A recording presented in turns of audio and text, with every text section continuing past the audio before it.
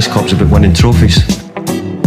I'm inexperienced in a lot of those things. 3-0. Can you believe it? Almost lost the cup and you win it. The new European champions, the treble, the dream come true for you. Oh, I can't believe it. I can't believe it. Football, bloody hell. But they never give in. And that's the winner.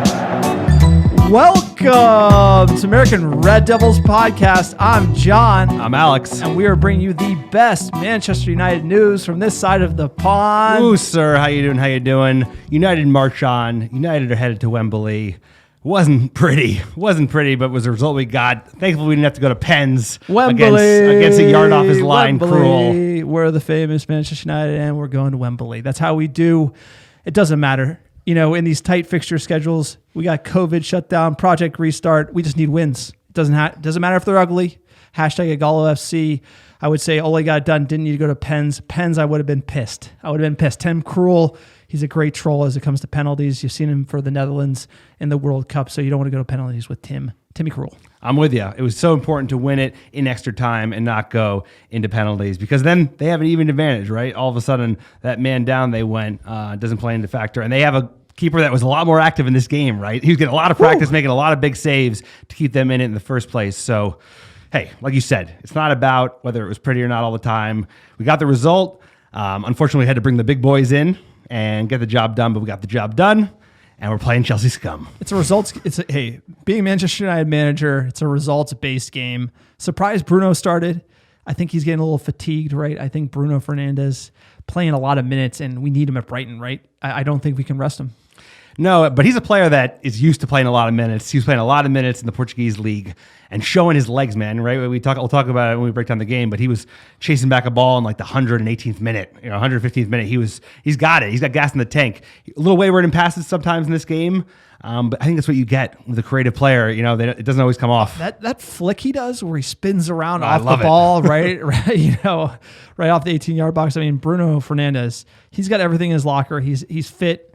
Consummate professional. Absolutely love the Portuguese midfielder, but yeah, I think you have to think he needs a break. He's gonna need a break at some point, and the question is, Ole's got a lot to do. There's a lot tight fixture schedule, not a lot of fitness, and we think we can rotate the squad, but it's hard. It was difficult to rotate. It was difficult.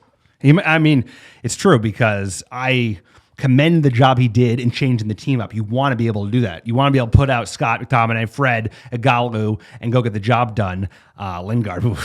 Go put out Lingard and hopefully get a result. They were maybe on track to do it. Obviously, Cantwell changed that up. But wasn't trying, convincing. but it wasn't a convincing performance for sure. Even when we had the big guns on it, it wasn't convincing. I mean, look, Norwich looked like they wanted to win. The Canaries bottom of the table, probably getting relegated. They're a desperate side. They're in the quarterfinals of the FA Cup. They're playing at home. They showed up. Cantwell looking pretty sharp. I would say that young lad. Saw him earlier in the year playing for Norwich, doing well. Thought about picking him up on my fantasy team. And I thought maybe Manchester United could pick Cantwell up on the cheap, $28 million. If Norwich gets relegated, might be a good, cheap Sancho. Cheaper than that, I'd say. I was at $18 million. If he gets relegated, cash is going to be very pricey this year. I think valuations are going to shift a little bit downward with COVID for sure. Yeah, they would take something in the 20s, but for just giving us another option at right and left wing, he can play Cam. He could be a replacement for Jesse Lingard. Again, we have our eyes on Sancho. We'll get to that in the news a little later, but I like Campbell, 22 years old. He's sharp. He's leading the line on a tough side and doing that against Manchester United. Not only that opportunity, but he had a lot of others, created a lot. Made our defense look a little shaky. And if you can do that on Norwich and you're 22, I think you could do that at Manchester United. Now, people are saying, we want Jadon Sancho. Shut up, John, right? Shut up, John. We all want Jadon Sancho. Don't ruin our summer, But you know what? United has a lot left to do. I think Jadon Sancho, if there's any possibility him happening this summer, it's a stretch anyway. We got to get Champions League football. Maybe it was the double bun. No, it's like if we don't finish the top four, then we got to win the Europa League because that's critical. I think that's the only way it happens.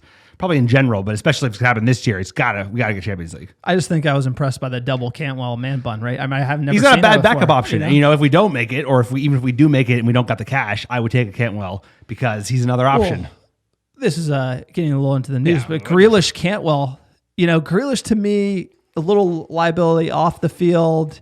he plays well in Aston Villa, but he's kind of their playmaker. That's kind of like Paul Pogba's job or Bruno's job. So could he really fit in a side where he isn't the main man? But Cantwell just seems like he could fit in a little bit at Manchester. I don't know why I feel that way, but what do you think, Grealish or Cantwell? Sir, pick one. I take Grealish. He's off-field issues, but I think that's because he's like the big deal at Aston Villa. He comes to United. He's not the big deal anymore. He knows he needs to smarten up because there's nowhere to hide if he does that kind of thing. People are going to be like, I'm losing my mind 5 minutes in the pod saying, so what are we talking about? We got PSA for the pod. Quick PSA for the podcast. Drop a review on iTunes. Alex and I do everything ourselves. This podcast for fans by fans. Absolutely love this club. I hate the Glazers, sir. Hashtag Glazers out. You want to support the podcast, you can visit americanreddevils.com. We have some great fan-generated content on the blog. Shout out to all the contributors. Alex, editor-in-chief, doing a great job there.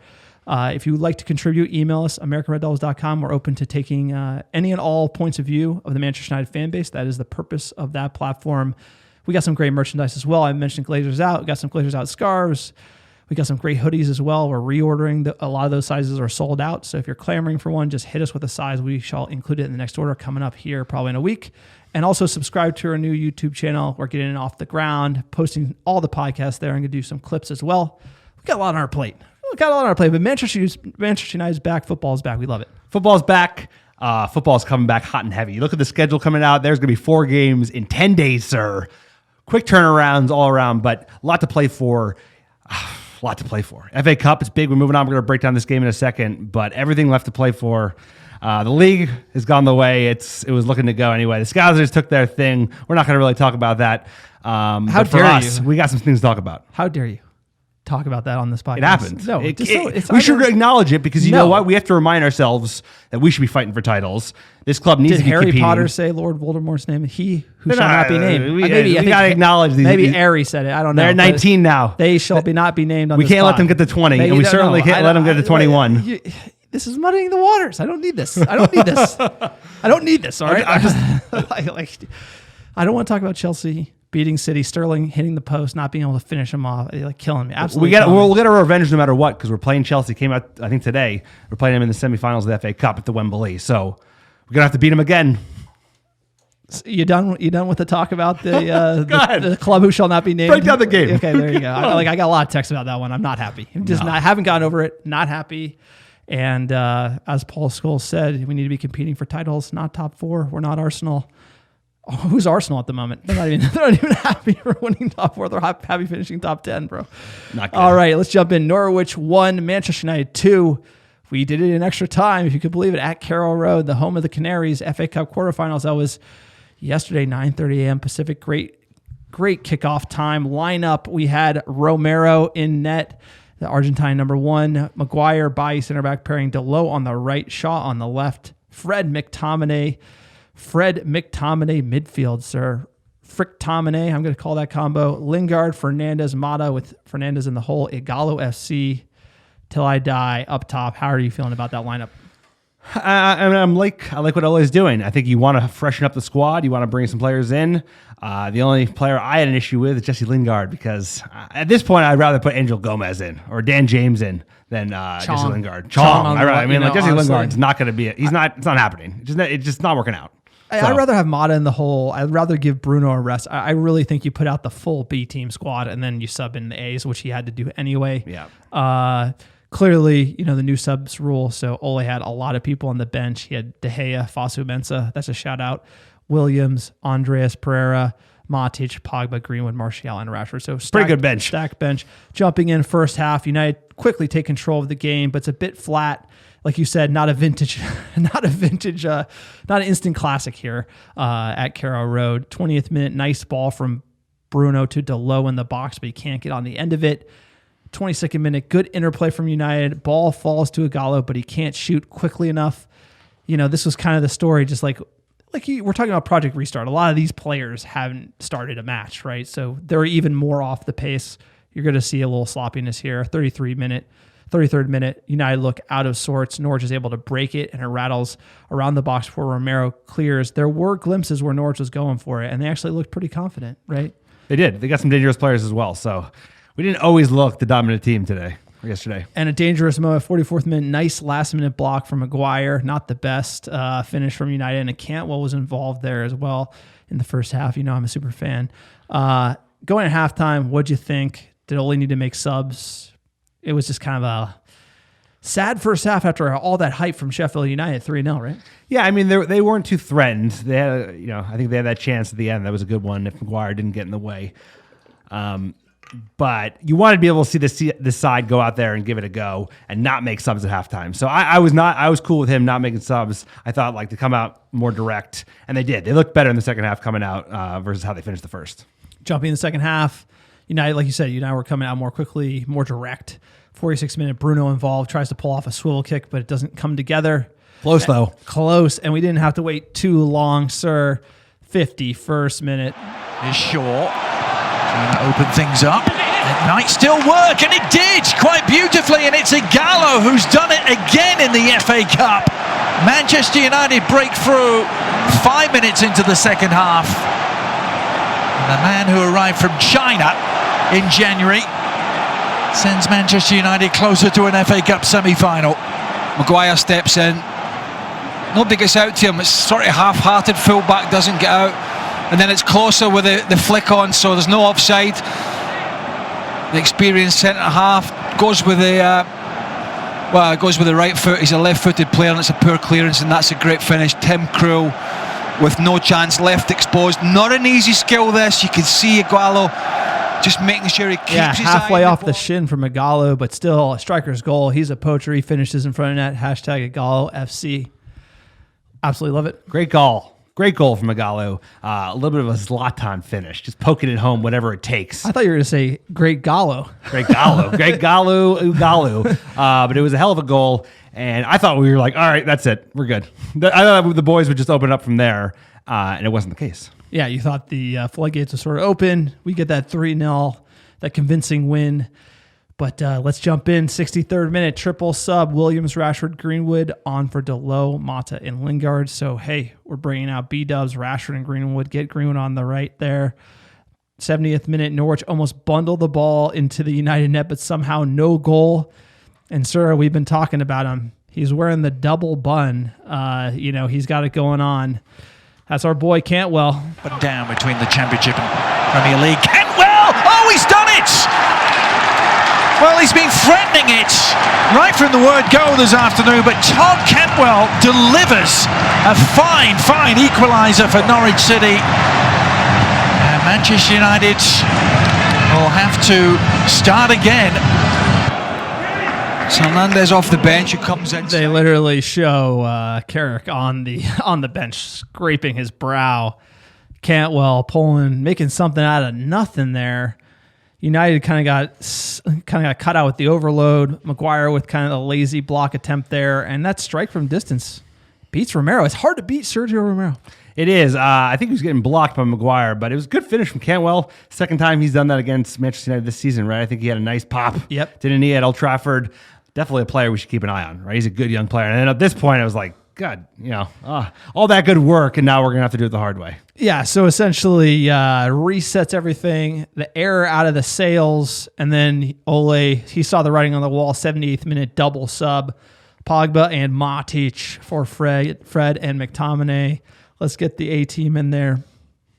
80th minute, instant impact, Pogba releases Greenwood, who takes a rip from right going to left, and this one I thought, if he could get his boot around it, might have bent into the top corner, but Greenwood, when he hits it, that is blistering pace. It wasn't far off, and the boy has a boot. He's a natural finisher, so the more chances he gets, the better. RVP light, I think, is the term for that one. 82nd minute, Romero with a nice diving punch out. 84th, Norwich go inches wide of a winner. I mean, Norwich was really pressing here. This is nervy stuff for United. And then in the 88th minute, big moment in the match, kind of resets the game. Eric Bailly just sauntering forward for Manchester United. Lovely touch. Oh, was Ighalo being held? Certainly appeared that way. Well, he's gone then. Yeah. Red card, no doubt about it. Tim Closer given his marching orders. Was it outside the box? That's the question. I think John Moss is positioned right on the edge. I'm not sure. Well, there's certainly no doubt that Ighalo used his strength and close. I mean, another back-to-goal flick from Bruno Fernandes feeds Ighalo. He's basically on goal, and then Klose tackles Ighalo FC from behind. Clear red. United have the Norwich down to 10 men. United have the advantage in numbers. We got to finish them off, right? Easy as you like. I mean, it would have been easier if Ighalo wasn't sacked down and he just finished right there, call it a game. Easy as you like. You would think, but it changes the way that they set up, and they know we've got a very good keeper, at least as penalties go. So it's even there. So they just wanted to get to penalties, right? They packed the box, everybody behind the ball, and it was a tough job to do to break them down. 96th minute before extra time, Pogba almost scored with a swerving kick from outside the box. Vintage Paul P. If he was wearing a Juventus shirt, this probably would have went in. That was everything. We're going to extra time. Extra time part 1. Norwich with everyone behind the ball just going for penalties. I mean, this was going to be the theme. They have I don't know if they necessarily have an advantage, but Krul is a penalty specialist. I believe in the World Cup, he was brought in just for penalties. He didn't play. And then it could have been LVG. It was the one who was bringing him in back in the day. I think it was that 2018. I forget. 14, I think. Well, we can debate that. We could fact check that one later. Extra time. +7 sub Martial for Bailly. Ole becomes the first manager to actually sub 6 players ever. I thought that was an interesting stat.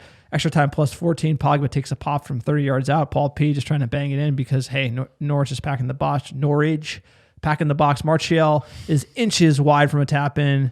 Extra time +15, sir. Oof. Not convincing. United not convincing. They look tired. We look pooped at this point. Yeah. I mean, we're dealing with fitness coming with Project Restart. Extra time part 2. 21st minute, Maguire getting involved in the attack. He goes close from a corner, but Krul makes an amazing save, diving save at the post. I thought this was going to be the winner. 24th minute, another fine save from Krul on Bruno. Krul all over the place. Hate Tim Krul, not a fan. And 25th minute, Bruno tracks down a player 80 yards down the pitch. What a player. What showing amazing desire. He's played in every single match. And for him to be able to make this run in extra time just shows the character that Bruno Fernandes has. And clearly, we're all going to be talking about the moment. Our captain, he's had some criticism. I'm glad he got his goal. Still seek an opening here. Good ball from Pogba, the layoff.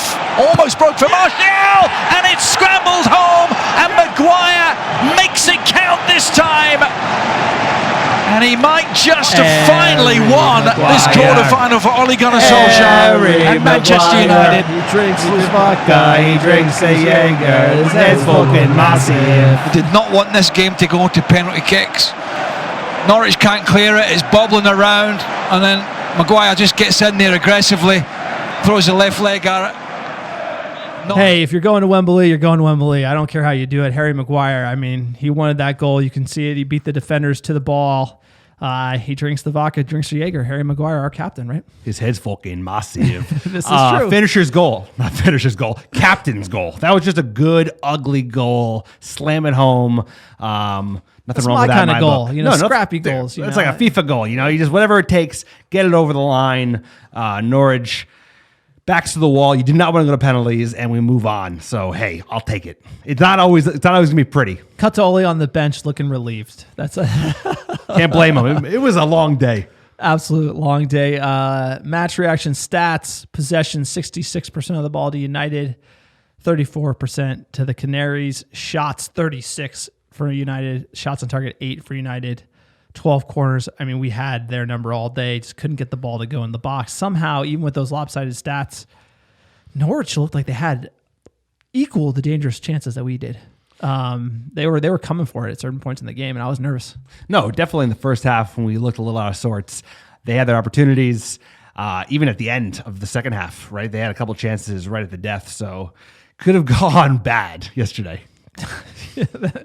That's well said. It could have gone very bad, but this is one of those things where it's like doing these jobs against these bad teams is almost as important as showing up in those, for those bigger matches with the Tottenhams. I don't want to say Sheffield United, but the cities, the Chelseas of the world. So, I'm glad we were able to pip them. We needed to pip them, and we got to step up for a big match against Chelsea. Again, adding to our congested fixtures. It's going to be crazy. Absolutely crazy month. Manchester United have reached their 30th FA Cup semifinal, more than any other team in the competition. that is hats off to United. That's why we are the best club in England.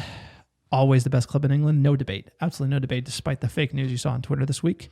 Manchester United have won 11 of the last 13 away games at Norwich in all competitions, winning each of the last 4. And Manchester United boss Ole Gunnar Solskjaer is the first manager to make 6 substitutions in a competitive match in English football. Hats off to Ole. And Cantwell's 7th goal of the season ended United's run of 448 minutes without conceding in the FA Cup. I thought that was pretty good. The last time we conceded was in last season's quarterfinal against Wolves. So we've done very well in the FA Cup this season. Let's hope we can kick on with a clean sheet against Chelsea. And United striker Odion Ighalo has scored in each of his last 3 appearances against Norwich City in all competitions, netting home and away for Watford in the 2015-2016 Premier League season. So he has their number. That's why Ole put him on the team sheet. There you go. Likes those Canaries. And Odion Ighalo has scored in all 4 of his starts for Manchester United, 5 goals, scoring with his first shot in this match with what was the game's first shot on target. I mean, Ighalo FC, it's real. We've paid Shanghai Shenzhen or whatever they're called a lot of money for a loanee, and I wish he would stay longer. Honestly, we need him on probably all next season. The fact that we're going to have to deal with him maybe going in next January is nuts. And we've already paid them like real good money. $6 million is nothing to shake at. So, yeah, he's going to have an impact, and he's already having an impact. That goal was a big one, and I think he's going to score some big goals this year and next year before we have to figure out what happens in January, right? Because isn't it going to be midway through? I don't even know where the second transfer window is going to be. Is it going to be January? The first one's going to close in October. Ed hasn't faxed me the contract. Oh, he hasn't? All right, let's check in with the manager, Ole Gunnar Solskjaer. Very happy for Anthony, of course, when you get your hat-trick. It's just unfortunate that they couldn't celebrate with our fans. And I thought our performance deserved a win, definitely. All right, that is the press conference from the last game. Do we have the press conference from this game? It doesn't look like it. That was basically the agenda, so we're going to roll with it. No, I think we can pull this up. Sir, what do you think Ole's going to say about the Norwich match post-game presser? I mean, I would imagine he was disappointed that we didn't do it a little more convincingly, but I'm sure he was happy to avoid penalties. And just move on, because it's about moving on. So let's see what he says. All right, second try. Apologies. Here. Ole Gunnar Solskjaer. Hi, Ollie. What was your assessment? Can I ask you about Jesse? I'm writing a piece about him, about his performance, about the way that he's been training, and his future of the club. Well, we're through. We're really happy with going through, of course. I think Jesse and the others that hadn't played needed another game, needed minutes, needed to get the sharpness back, and in that respect, this worked out really well. I think the difference between training and game, that competitive edge, will help them in the next few months. Okay, Sam Wallace. Hello, Ollie. Hi, Sam. Just in that first half, I mean, I know you just went over it slightly in that question there, but why did you feel that it started so slowly? No, well, this team, they played together against Derby in the last round. Harry and Victor swapped places, but it took us too long to get into the rhythm of and trusting ourselves, playing the passes through the lines, running in behind 1 and 2 touch. We took 2 or 3 touch and took too many touches, and the ball moved a little bit slow. But we had possession. We kept just prodding, and in the end, we got the goals we needed. Okay, James Cooper. Hi, Ollie. Yeah. Harry Maguire scored a couple of very important FA Cup goals for you, perhaps the most important in this competition, the one at Tranmere that set you on your way, and then tonight. Yeah, his and the two different goals, and maybe 2 goals that you don't expect from him. One from 30 yards top corner, and today like a poacher's goal. You might expect him to score on the header, but Tim Krul decided not to, because that was a fantastic save just before Harry scored his goal. So Harry has been magnificent since he's come to the club. His leadership skills are there to be seen. He helps us with the build-up, and today I think he won every single header, won every challenge. So very pleased with Harry. Tom Barkley. Hi, Ollie. You became the first manager in English football to make 6 substitutions. All right, that's it with that meaningless question here. For opening with the Lingard question, I think the answer, if I'm going to translate Ole Mr. Nice Guy, was he's out of here. Didn't even mention his name. Didn't even mention his name. That non-answer was so obvious. That flavor saver is out of here, sir. That Jesse Lingard, Blackburn Rovers, new number 10. That's all I got to say. Championship. He's a championship player. No, I mean, look, Ole Gunnar Solskjaer, Ole Mr. Nice Guy. I think he said it right. Too many touches, weren't getting in behind, a little lazy. I think from a tactical perspective, he's usually pretty honest, deflects when the player conversations happen, and then clearly the press go with these nonsense questions about how does it feel to make 6 substitutions? I mean, really? That's it? Okay. There was a draw for the semifinals of the FA Cup. We drew Chelsea. Hello. Chelsea sucks as fuck, and hello. All the money they took from the big Russian cook, and you'll never win 3 in a row. I absolutely love it. Hate Chelsea. They killed me that they beat City. That was really tough for the race for top 4. We'll get into that soon. Chelsea fans trolling me on the text thread, sir. I can't handle Chelsea winning. Christian Pulisic scoring for them. I love Christian Pulisic because he's U.S. men's national team player. He's the hope. He's our only hope for qualifying for the World Cup here coming in 2022. But at the end of the day, my hate for Chelsea cancels out my love for Pulisic. I have to say it. It hurts me. I want him to do terrible for Chelsea, amazing for U.S. men's national team, or maybe good enough for Chelsea so that they don't overtake us in the table. Yes, just good enough so he's got Champions League football, becomes a better footballer. Because all American Red Devils can relate. You like Pooley, but you don't like to see Pooley score. Not against in us. A game where for top 4 it matters and it's killing us. It's like it's like how dare you do me like that, Pooley? I mean, he did him dirty. He did City dirty. Amazing goal. I mean, you see him beat Mendy. I haven't seen an American. Our friends were texting him about that. They're like, he's probably the best player we've ever made. I'm partial to Dempsey just because of what he's done. But Pooley, the hype, how he beat a man, the pace, the finish, just he looks solid. Like he can be a top player in the EPL. And I don't think we've ever had, quite that talent in that type of league. So hats off to Pooley doing well, but hey, Chelsea scum, and we got to beat him, and we're going to face him too. That's a great point. We're going to face him in this July.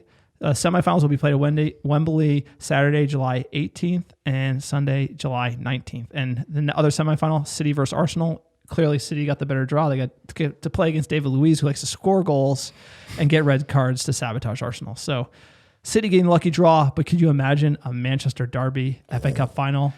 So we're gonna have to do it the hard way. We have a lot to settle. We got to pip Super Frank. Then we got to beat probably Pep. Yep. I mean, again. And Ole came out. I retweeted. He said, we need to win things. Right now, he said, we need to win things. And he knows the fans are hungry. After Liverpool taking the title, we're going to want to get at least an FA Cup.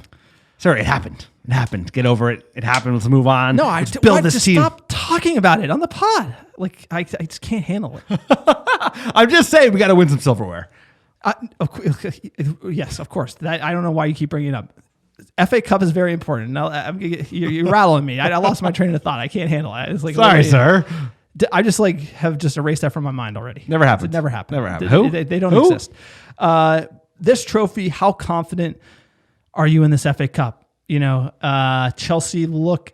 I made the comment on the pod. Chelsea don't look like a good side. I said they're going to be right for City to take. I got that completely wrong.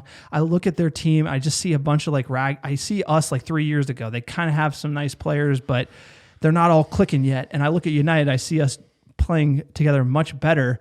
But clearly Chelsea has something in Pulisic because he's the man they put on, and all of a sudden he's played really well. Barkley looks to be kind of on the up and up. And all these guys, like Kovacic, those guys are all on the bench. Jorginho's, those guys have already been kicked out. So maybe they have found something, but their strikers, Giroud and Abraham. I mean, are they really the guys to beat us? It's we really need to beat Chelsea. There's no excuses in that match. We got it. And when you get to the final for City, we've already beat City a few times, but it's for silverware. And we don't have enough players that have that type of experience. So, to me, I think the shoes are a little too big for this squad right now to play City and FA Cup. Obviously, we're talking about a final. We're not even there yet. But it's like when the EFL was kind of lost, we could beat them, or when City's kind of like not really focused because they know they're going to lose the league, not playing for much, we can beat them, but can we beat them for a trophy, like on the day? Like that's really the intangible. I think we got everybody fit. It's ours to win. It's like United's got to go out there and play better. And then I think we have Pogba. I'm like, dude, we can Pogba, beat anyone. Bruno, Rashford, Martial, like Greenwood, like against them. I mean, I like Pulisic. I still think their best player is Conte, and I think Super Frank is finally probably getting 11 right because he wasn't even starting Pooley. We haven't won. Pedro. We haven't won things for so long. I guess I'm afraid to win things. I don't know. And do it the hard way because we're gonna have to do it the hard. We have to beat Chelsea and then we're gonna have to beat City, and we should be able to because they might be too far ahead of us to catch, but Leicester might be falling out. We're gonna talk about this table in a second. It's interesting because Leicester is like falling fast, but Wolves are right on our heels, right? And they're not on our heels anymore. They've pipped us already. Let's do a top 4 check-in. That's right. The club who shall not be named, they are first place, sir. Manchester City, they are second with 63 points. Leicester City with 55. Chelsea with 54. Wolverhampton with 52 because they played yesterday. They beat Aston Villa 1-0. Manchester United with 49 points, and then Tottenham Hotspur on 45. So you want to look at Rival Watch. Chelsea play West Ham Wednesday. We desperately need Chelsea to drop points. Leicester play Everton Wednesday, so those are 2 big fixtures. Obviously, we're going to be playing before them, so we have to make sure we dispatch Brighton easily, but it's a tight turnaround from Norwich, and a lot of players did get minutes. So at the end of the day, the Wolves kind of pipping us. Now we're in 6th, and so you're starting to see this table kind of cha-ching, cha-ching, cha-ching, up and down. If you check in with the bookies, we've talked about the movement and the odds. Chelsea last week, they were minus 200 for top 4. Now they're minus 350. They're odds-on favorite. Now, when I talk about odds-on favorite, I'm excluding the club who shall not be named and Manchester City because they both are kind of not even, the bookies are not even taking odds on them making top 4. So I'm kind of looking at those last 2 spots. Chelsea, minus 350 for minus 200. Leicester, falling fast. They started out minus 700. They went to minus 5. Now they're minus 250. United, that Chelsea win cost us. We went from plus 110 to plus 138. So you're starting to see how these odds are shifting around, but what we're seeing is Leicester's falling fast in the stock market, sir. United kind of, that Chelsea win, that hurt us. Yep. That hurt, and the Wolves win as well. So, when we win and we go over Wolves, things are going to change in the table. Wolves plus 400. They were plus 450 last time, so that those odds are tightening. And Tottenham, they went from plus 1,400 to plus 1,600. I'm about to take Tottenham off the list. They're pretty much out of it. So it's really Chelsea, Leicester, Manchester United, and Wolves fighting for 2 spots, with Chelsea and Leicester right now leading the bookies' odds by a pretty wide margin compared to United. And that brings up the last game of the season against Leicester City. Could decide top 4 for Manchester United if things continue the way that they are doing. Big match. Leicester City on 55 points, sir. We are on 52, but the problem is they have an unbelievable no, we're on 49. So say if we win this game, we need Leicester to drop points and we would be tied. They have plus 30 goal differential. We have plus 17 goal differential. So it could come down to the last game. We could be tied. We could tie them and then miss out on top 4 by goal differential. Again, the City Champions League appeal, it's going to be heard out soon. So we'll know what's happening. Lots of moving parts. But I'm starting to think Leicester might be the team that we're competing with, and Chelsea might be the 3rd place, and we might be competing 4th with Leicester. So I'm kind of taking the spotlight off Chelsea and watching their games to starting to watch Leicester City's games. No, I think you're right, because I think Chelsea, somehow, some way, they're playing well. Leicester are not. They're falling apart. Exactly. They fell apart after the break, and actually Chelsea got better. So if that's how it's got to be, that's how it's got to be, and that means that we have our future in our hands, because we're going to be playing them in the last game of the season, and I have a feeling it's going to be a decisive match.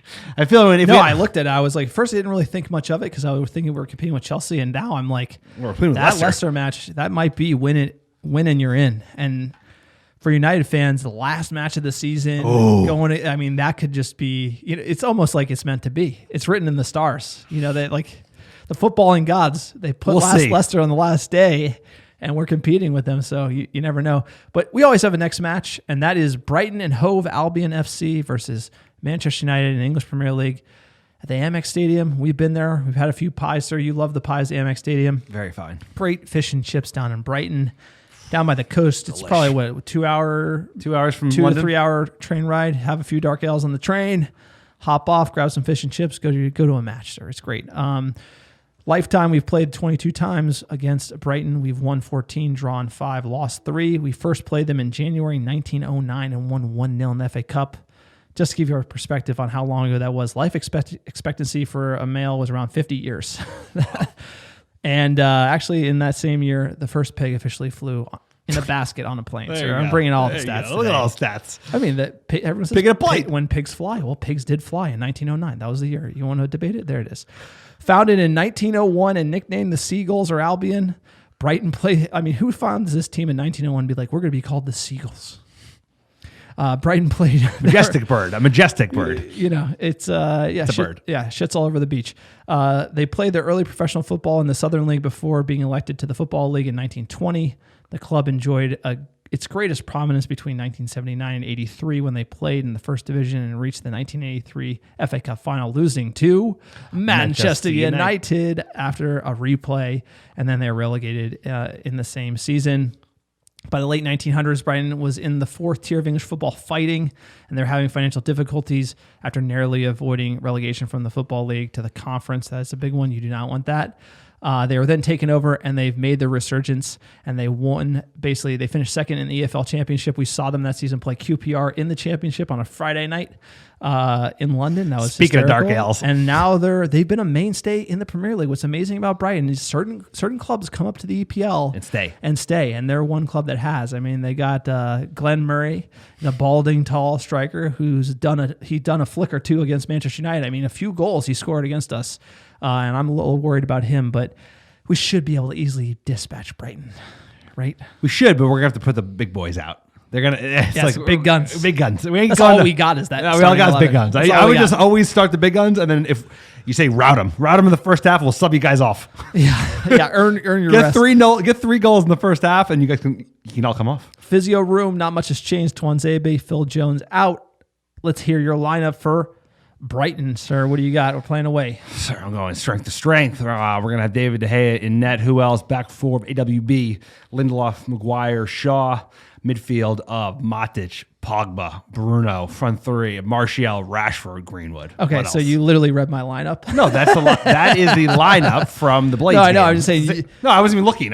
Just for reference, like we have an agenda laid out on the I laptop. did not and look. then Alex didn't do his lineup, and he just literally read my lineup. I didn't read it. I just did the same lineup as the Blades game, and that happens to be your lineup. Well, you know what? I think everyone knows the best 11 for Manchester United. I don't think there are any injuries, and I think you're right. Rarely do we agree on the starting 11.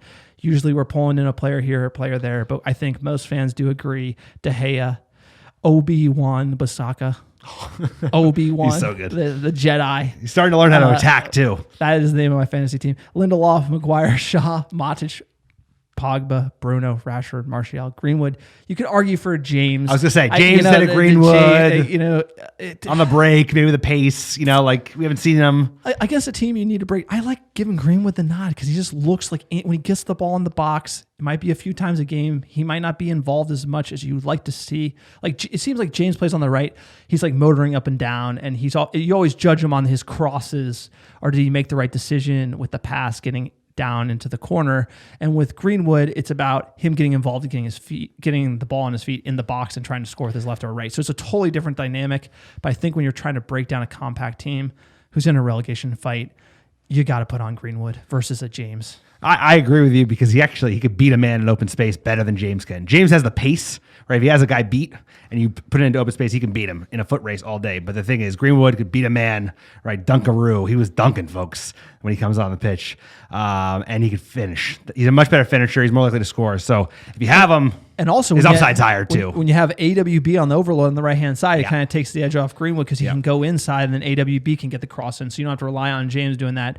And, you'll see James when we play City in the FA Cup final. That's where you put James on trying to get him behind, trying to do the counter, stuff like that. So I think you're starting to see that situational who could start on that right wing for Manchester United. Booking the bookies, Brighton plus 425, the draw plus 260, Manchester United minus 138 to win.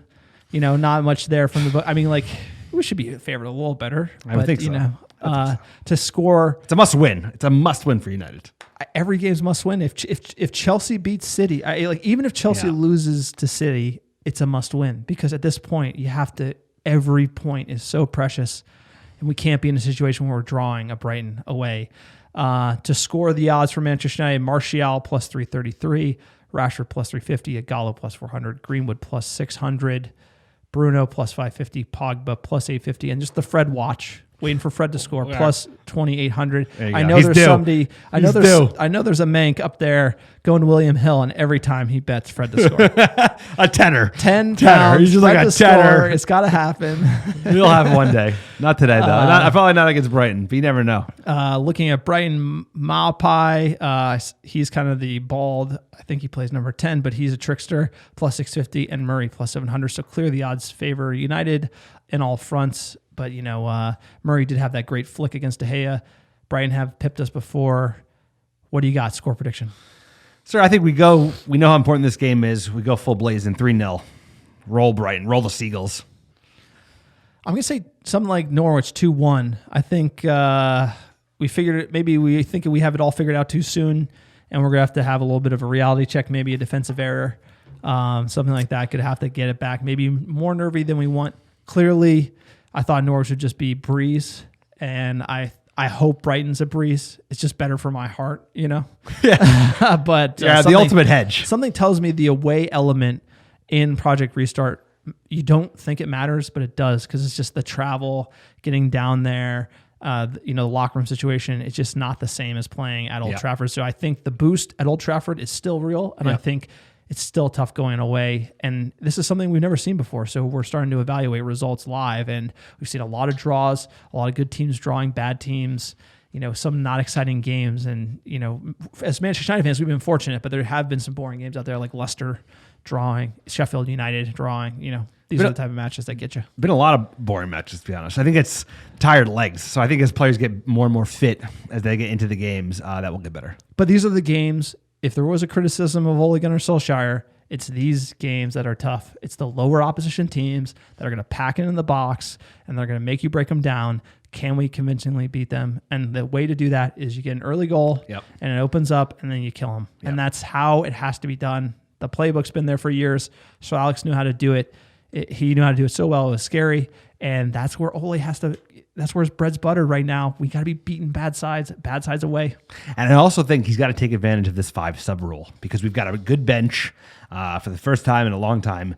So he really should try and be like, guys, get in early, hit him again.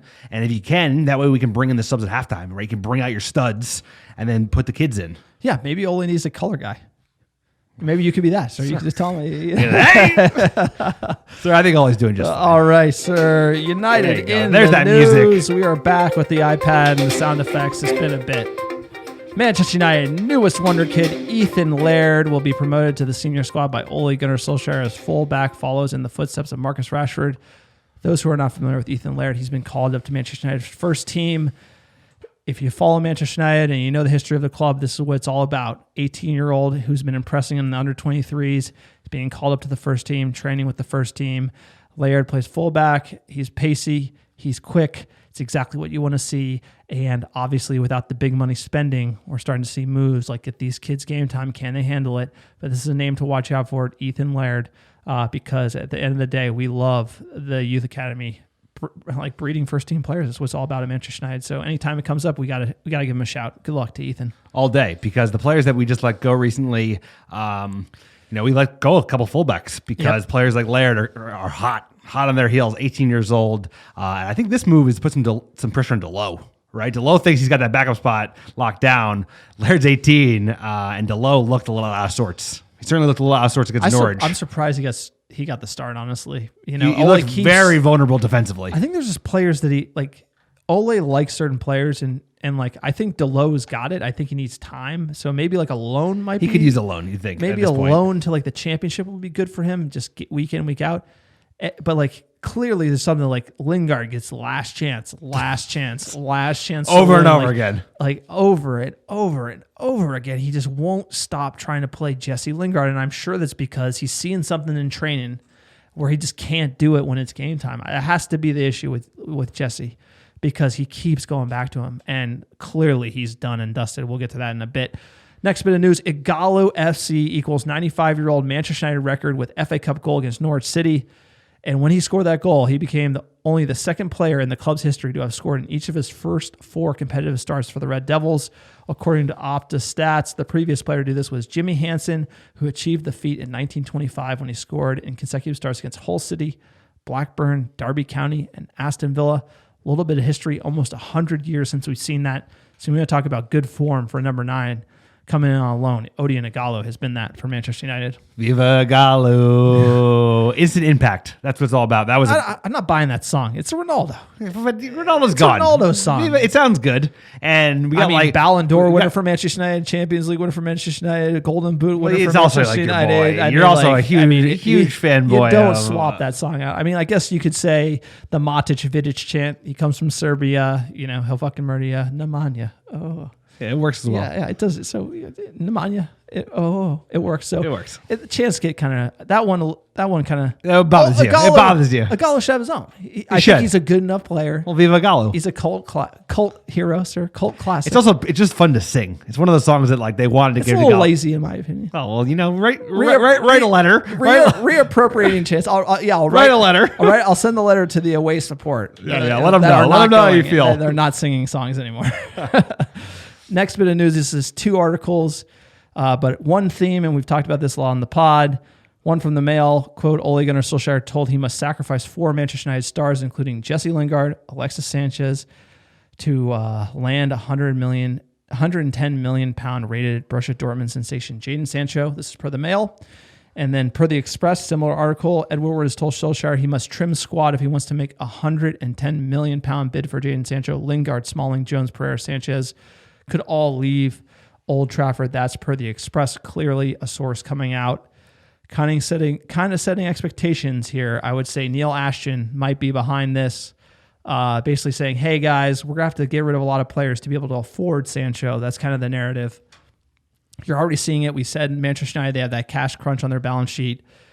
They're going to, how much is someone going to pay for Lingard? I mean, really, the problem is and somebody tweeted us this too, and we didn't talk about it.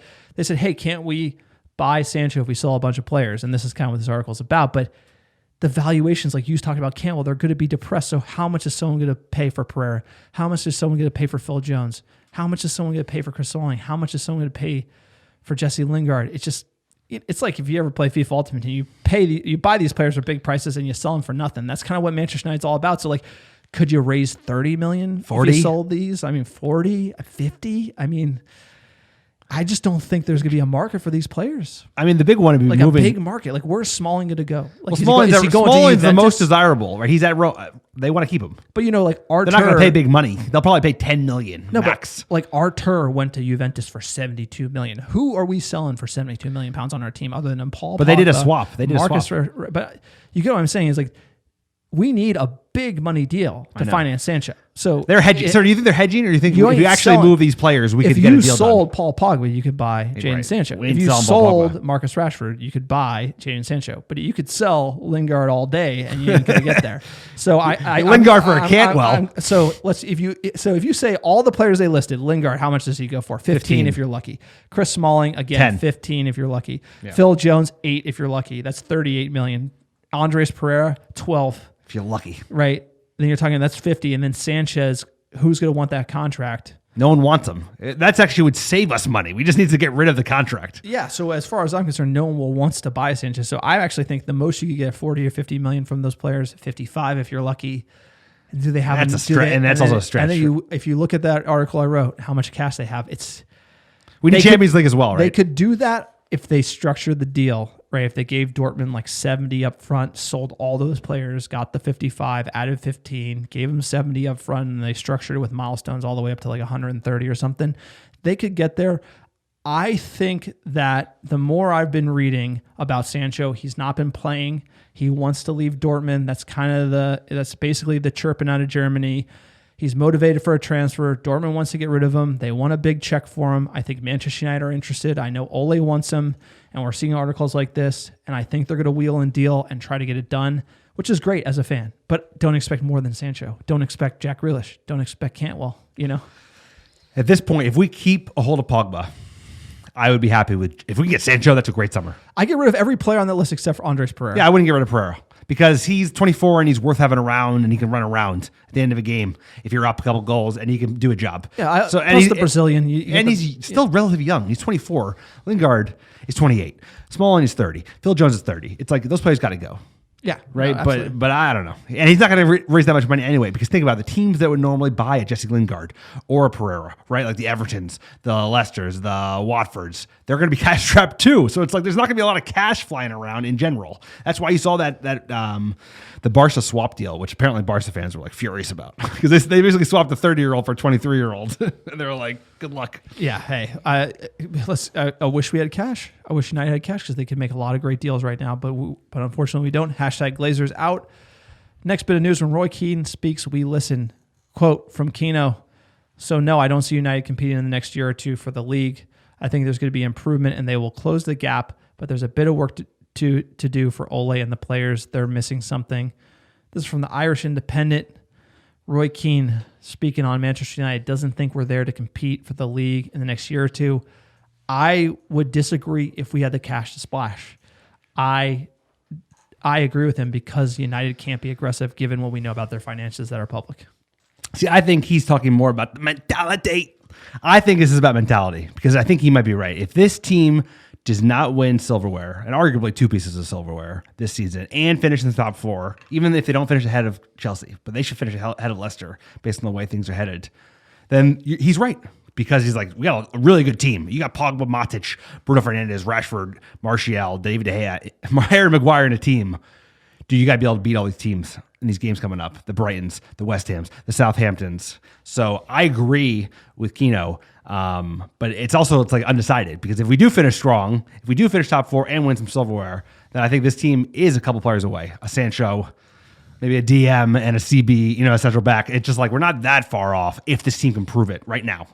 I totally agree. It's just we need to prove the intangible is like the players are good enough, but the intangible is do you have the desire, mentality to win the trophies on the day? Can you show up and beat City for silverware? Can you show up and take the Europa League when everything's on the table? We could be in a position where we don't make top 4, City win the appeal, and then we're playing for it in this sort of like March Madness tournament, and like. You got to be a winner if you want to be at Manchester United, and fans are not going to, I hate to say it, it's almost out of Ole's hands at this point because he knows we need to win. He knows we need to win silverware. It's on the players. He can protect them all he wants, but these players, this group of players has to show us, Paul Pogba has to show us why he is one of the best players in the world. He has to show us how he won a World Cup. He's got to step up in an FA Cup final and do what he did in the World Cup final, right? They're going to have a chance, right? We're going to have a chance in the Europa League, and we're going to have a chance in the FA Cup. We're going to Wembley. We're playing Chelsea. It'd be atrocious to lose to Chelsea, especially after we lost them in the final. It would be, especially after we've had their number this year. No, it would that. It's a huge game. Now it's like the game of the season. I mean, every game is. Do we the ever game. have a rest? No. Do we ever have a break? We had a rest. Every game is like we had a rest during the lockdown, but I've been so stressed out since football's come back. I forgot about it. But it's like there's always Tottenham big game. It's like unbelievable. Manchester United, it's like, everyone. It's a big game for everybody. I know. All right, let's jump in some fan questions. At Dave Pause on Twitter. Pardon my French. It's his quote. Thank fuck for Slabhead. It proves we have no strength in depth. Our starting 11 is good, but after that, we are not as great as we saw in the first half. Hashtag Glazers out. Hashtag Wilward out. Totally agree. Do you think that we're that out of depth as he suggests? It is a shame Jesse can't come in and do a job, right? It's just one of those things where I think the players just we are missing something. Keane said it. Dave's saying it. I think we are. See, I tend to ear more with what Ole said after the match, which is like those players just haven't played as much as the players that started against Sheffield United, and I tend to agree with that. What was concerning was that we brought the big guns on in the second half and in overtime, and we still didn't look that great. So this happens. I know it does, but this team's gonna have to prove. I'm telling you, it's the long haul. It's like I think the subs are gonna have more of an impact. I think the starting 11 is gonna have to prove it. My criticism of Ole goes back to the same guys. Like you said earlier in the pod. Lingard shouldn't have played. You're like Gomez, Chong, like Garner, and James. I'm fine for rotation, but like what about rotation with players who because clearly the Jessies have gotten the chances. They've squandered them. So give those chances to younger players. I would prefer to see that, honestly. And totally. If you think about it, you're just really flipping over the cards. Who's got it? Who's going to step up in FA Cup quarterfinal. And if it's Gomez, if he breaks out in that game and shows us why he needs more money, then that's better for the squad. I think Jesse Lingard, we all know where he's going. I think he knows where it's going, but it's just like Ole keeps going back to it a little too much, and I think he needs to get the youngsters in. I think he needs to get like the youngsters involved a little more. I agree. A little more rotation, because competition is good. Like maybe Jesse will work for it if Gomez gets the start over him. I agree with you, and I also think it's like stop going back to Lingard. It's like he's shown he can't do it. Unfortunately, we just have to move on with that, and you have some other players that maybe can. Wow. Next tweet got a few likes here at B Costello Books, and he read our minds. So we didn't even see this tweet before we started talking about it. Quote, "Is it finally time to acknowledge Lingard is done with this club? If he is merely a squad player, I'd rather that time go to Garner, Gomez, or someone younger." I mean, there you go. That's right. I mean, Lingard, I think after this game, it's like he shouldn't be playing Lingard really again. I mean, there's no argument to play him. He did nothing, and we have other players that can play there. At Banjan Boy for Life, quote, "How do you think playing 120 minutes today will affect the team on Tuesday?" That is a solid question there. I mean, I'm especially concerned about the players that played all 120, right? I'm concerned about Bruno, Maguire. They played the whole game. They got a quick turnaround, but they got high-tech shit now, right? They have these like cryo chamber rooms that you can use the day after. I think they're pretty on it, right, with the turnaround. We got a game where it's 2 days later coming up in July. So that's what I'm really going to consider. We have like a 16th and an 18th game. Like that's nuts. Like 1 day in between. Project Restart. There you go. At Evan_Ginsburg, how can we compete against Liverpool and how can we compete against a club that shall not be named and Man City when we can barely beat Norwich? I understand this was FA Cup and our backs against the wall without squad depth, but we can't go through a long, rigorous season without good backups. So again, a lot of highlighting the backups here. I'll give you a quick tweet on the other side of the coin. At UBosun on Twitter, quote, "I don't think it's as bad as it looked today.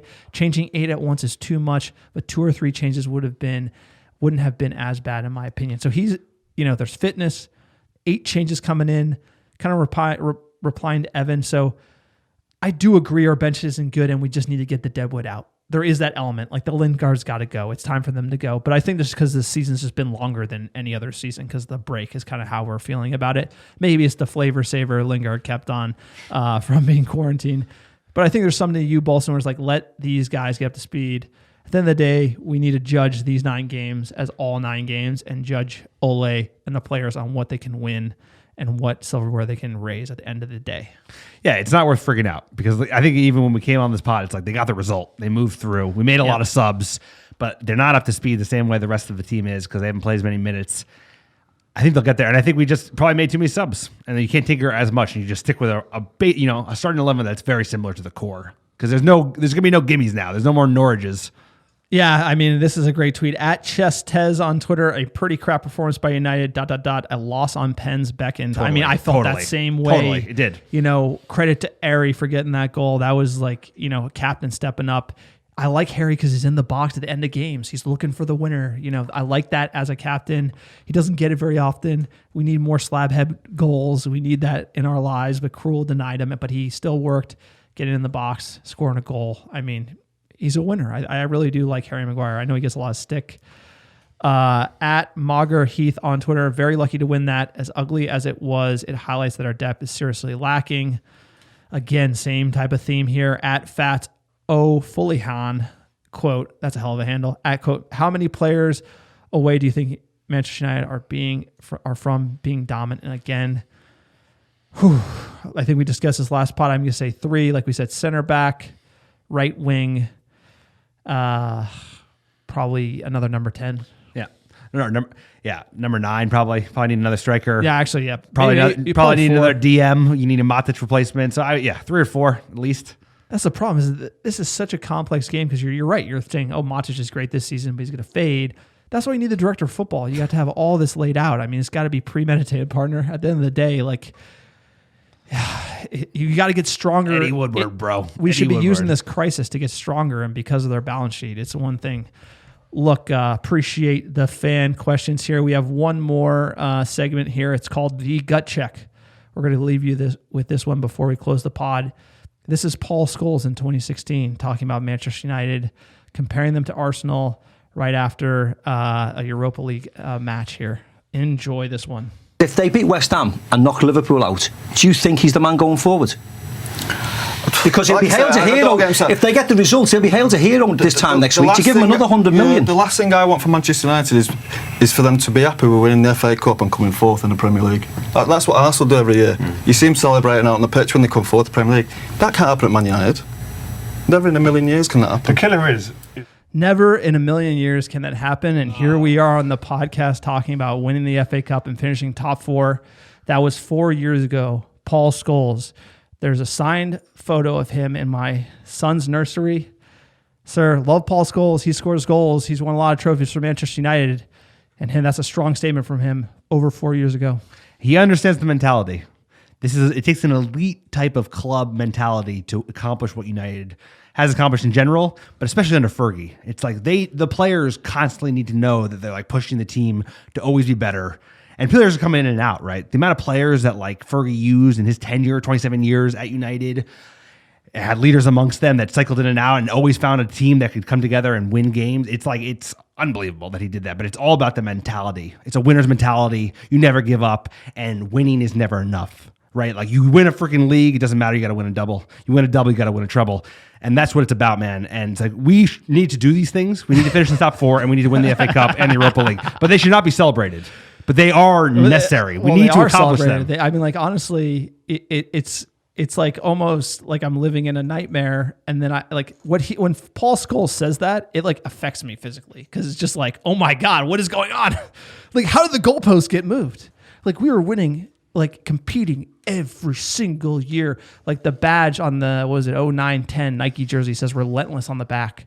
Relentless at any cost, will win at any cost, always, never going to give up, always in it. And how many times are we fighting in 6th place? We might win EFL.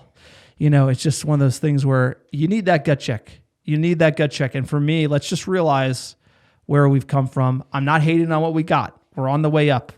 I really think there's a lot of positivity for what Ole's doing. But the fact that we're not even like 3rd and just kind of going for silverware, the fact that we're 6th right now and we're like hoping we can get it. It's tough. And we're begging for City to lose an appeal. And it's like how many more seasons of sort of ragtag, like these Glazers out scarves, they've been selling like hotcakes from our online store. For good reason. There's a reason, because how many more seasons of being in 6th place and like looking at the FA Cup are we going to take? Because Paul Scholes 4 years ago, and it's scary that that's 4 years ago when he's just like, that's never going to happen at Manchester United in a million years. And here we are being like ready to get the champagne out for top 4. And it's kind of one of those, hey, that's the gut check. Took the air out of the room. Yeah, way to end the pod on a positive note, sir. I mean, all I'm saying is like that's what happens with Glazers and Woodward, bro. 7 years of that, of mismanagement, and really valuing dollars, taking home as much cash off the table and leaving the club in as whatever of a situation as possible is basically been the MO for really the last 15 years, but 7 years they've been exposed because they got no Fergie to do the deals, which is basically just like keep it all together. And here we are. So maybe Ole's got that magic. Yeah, maybe he's the one cobbling it back together because that's the point. It ain't Woodward and it ain't the Glazers. Well, that's the point. Ole wants the Sancho. He wants these players there to get him there. He's got the right juju going on right now. He's getting it together. Can the FA Cup and top 4 be the springboard for us to compete for the league? We're obviously the eternal optimists, but I think that's why the positivity is really strong right now in Manchester United, because everyone believes in what Ole's doing. The question is time. How much time does Ole get to do it? How much money do the Glazers give him to do it? Those are the real questions, and we'll know the answer soon enough, right? We will. And at the end of the day, it's all about execution. He's got to execute on they got to get results. And they got to win stuff. To win. You play to win. The game. So he's going to have his chance. To play it. You don't play to play it. You play to win it. For United, unfortunately, everything's left to play for this season. So it's in our hands. We got to win, man. We got to just start winning games. All right, that's been the podcast from the bunker. We appreciate everyone who's listened. Again, this podcast is for fans by fans. Alex and I do everything. We do social media, audio engineering, posting the podcast all around the world. Everything. And we appreciate everyone for tuning in and listening. We're trying to give you that fan perspective from the couch. If you have any thoughts, feedback, get in touch with us, americanreddevils@gmail.com. We're always open to feedback. Tweet us at USA Red Devils. We love the banter. Again, we want you guys to help shape the content here because we're just trying to make the pod better every day. Sir, we've had a hell of a list of downloads. How about you give us these cities. I think the pronunciations are pretty straightforward here. More or less, but you never know. There's always room for mishaps. But number 1, how you doing? Quillerville, Tennessee. Number 2, Granite City, Illinois. Number 3, Chicago, Illinois. Do you want to get on this, or you want me to keep Absolutely. going? College Station, Texas. Hotlanta, Georgia. Laxelv, Norway. Shout out to Norway, the Shire. I'll keep it going. Number 7, Ashburn, Virginia. Number 8, Eugene, Oregon. Number 9, Thousand Oaks, California. How you doing? And last but not least, Oslo, Norway. Appreciate all the Norwegians, all the Americans, all the fans. Sir, we got around the 11th world. place. You got to pronounce that. I'm good. Here, come on. Halfmart Forgendor. Iceland. What up? Iceland, Bay Area, next on the list. So again, thanks to all the fans who tune in, listen to the content. It's been an awesome ride. Project Restart. Pod's coming fast and furious. Pod never sleeps. Write a review. Get a scarf. You know how it feels, sir. We are how many games unbeaten under the main man? 14. Ole's new record. How good does it feel? Ole's at the wheel.